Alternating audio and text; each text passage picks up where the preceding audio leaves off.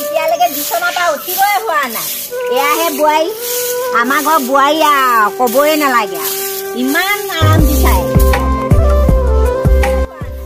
এয়াহে বোৱাৰী, আমাৰ ঘৰ বোৱাৰী আৰু ক'বই নালাগে। ইমান সোনকালে উঠে।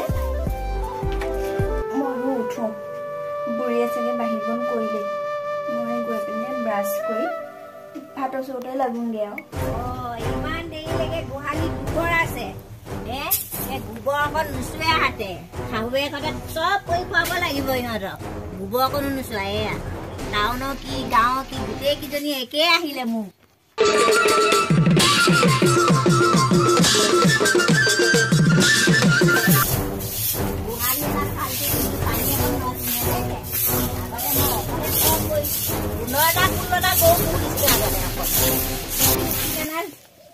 যাওঁ আজি এক বাহনীয়ে দি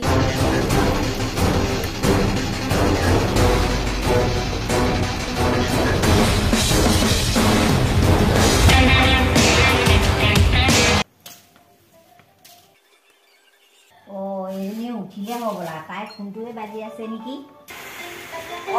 মহাৰাণী উঠি গ'ল হ'বলা। বিচনাখনো ভালকে চাফা কৰি থৈ যোৱা নাই। এইজনী ফোনটো বাজিয়ে আছেচোন। এয়া মাকে ফোন কৰিছে চাগে। ফোনটো মই ৰিচিভে কথা পাতি চাওঁচোন। হেল্ল', বিয়নী আপোনাৰ ভালনে? ভালেই ভালেই।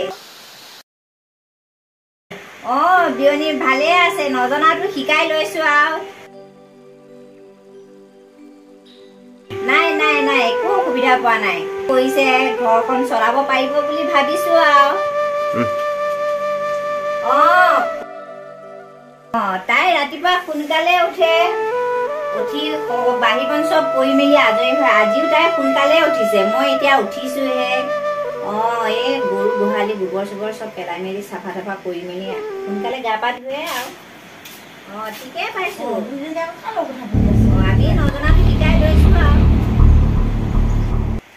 হয় বিয়নী, শিকাই ল'বই লাগিব।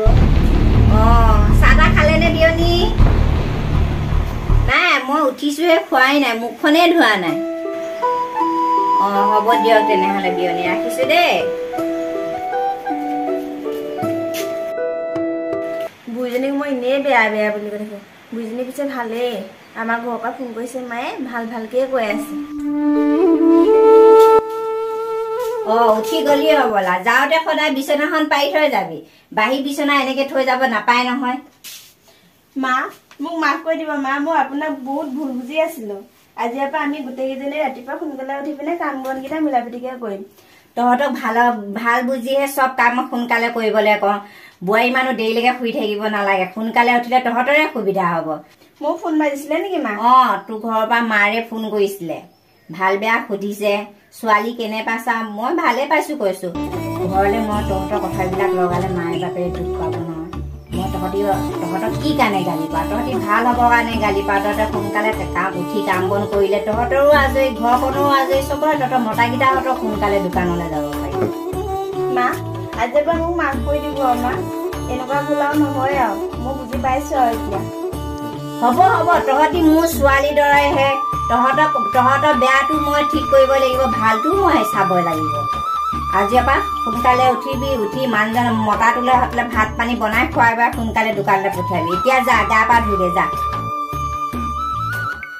হাই, আমাৰ এই কাহিনীটো এটা গাঁৱলীয়া পৰিৱেশৰ ওপৰত ৰচিত কৰা হৈছে। আপোনালোকে চাই কেনেকুৱা পালে? আমাৰ এনেকুৱা ধৰণৰ কাহিনীবোৰ চাই থাকিবলৈ আৰু অতি সোনকালে পাবলৈ আমাৰ চেনেলটো ছাবস্ক্ৰাইব কৰি ৰাখিব। আৰু আমাৰ কাহিনীটো চাই কেনেকুৱা পালে কমেণ্টৰ যোগেদি জনাবলৈ নাপাহৰিব।